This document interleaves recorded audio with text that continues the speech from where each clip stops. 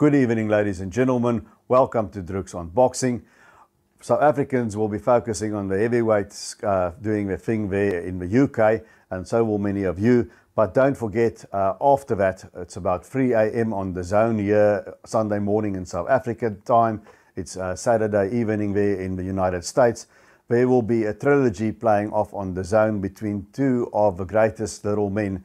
And I'm, of course, talking about two future Hall of Famers, Juan Francisco Estrada El Gajito, the Mexican great, who will be defending his ring junior bantamweight championship of the world with a vacant WBC belt also at stake against Chocolatito Roman Gonzalez from Nicaragua.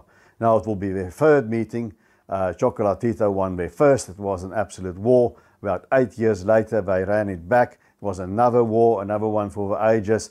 Estrada won a split decision. There was a few who thought that Gonzalez did enough to win. There was a very wide card to Estrada by a judge that was once again not knowing what he's doing. We have a lot of that in judging these days. But Estrada equal to score there, whether you agreed of a decision or not. I think it was a war, and I think it was a very even sort of fight. So I can't say call robbery.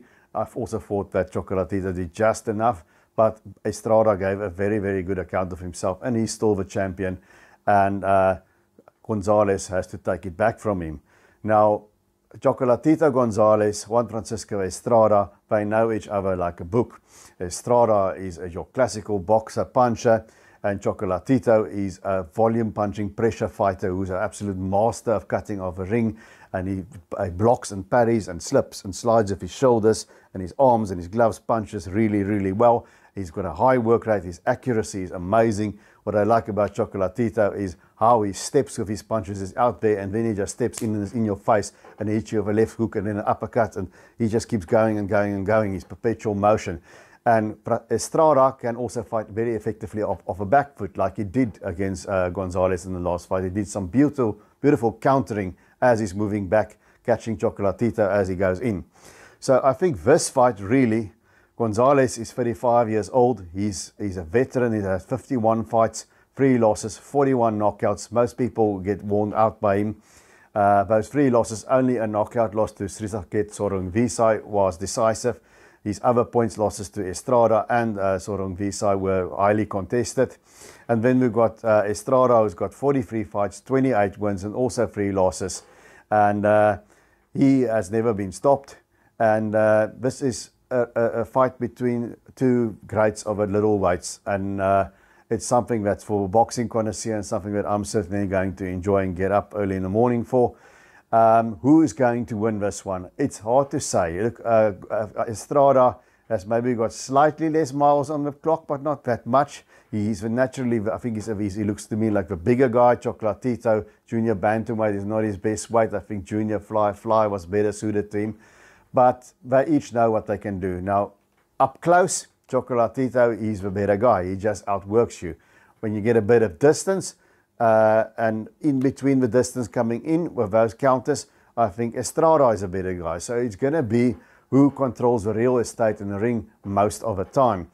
And that is what it's going to be about. Now for Estrada, basically he needs to keep the distance. He needs to counter Chocolatito as he moved in. I think this time maybe start a little bit earlier, not to let so many rounds go in the bank against Chocolatito, and maybe work that body of an older man a little bit more.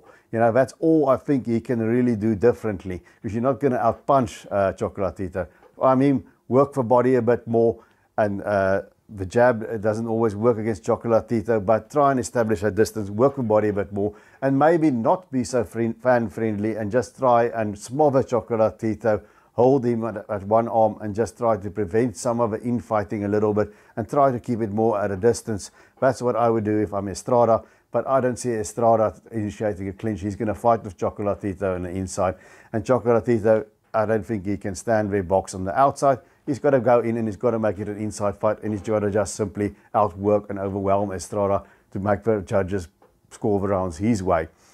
Since their first fight, I think remarkably, Chocolatito has had the better form, I think, because in his last fight he fought the very, very dangerous Julio Cesar Martinez, who moved up from flyweight, and Martinez, we know, can really bang to the body and to the head. And Chocolatito put on a masterclass and just outboxed Julio Cesar Martinez and rendered him ineffective.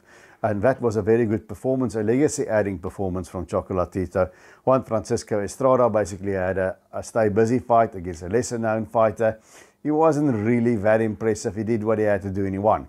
So I think Gonzalez seems to have a slightly better momentum going into this. I think he's a sentimental favourite. Maybe subliminally that might sway the judges on the scorecards. I'm not too sure. But this is a fight that can really go either way. It's a 50-50 fight. But I'm going to go for Roman Chocolatito Gonzalez. Think it's going to be another war. I think he's going to edge it out in a close decision, maybe a split decision over Juan Francisco Estrada. It almost reminds me a bit of a trilogy between Eric Morales and Marco Antonio Barrera, although the styles are a bit different. But I'm going to go for Roman Chocolatito Estrada to win a hard-fought, close one there. Guys, please tell me in the comments section if you're going to be watching this fight on DAZN, and please tell me who do you think is going to do it, Estrada or Chocolatito. And anything related to boxing, I always like chatting to you guys. And please give a channel a thumbs up and hit that subscribe button. Punch for subscribe, I will greatly appreciate it.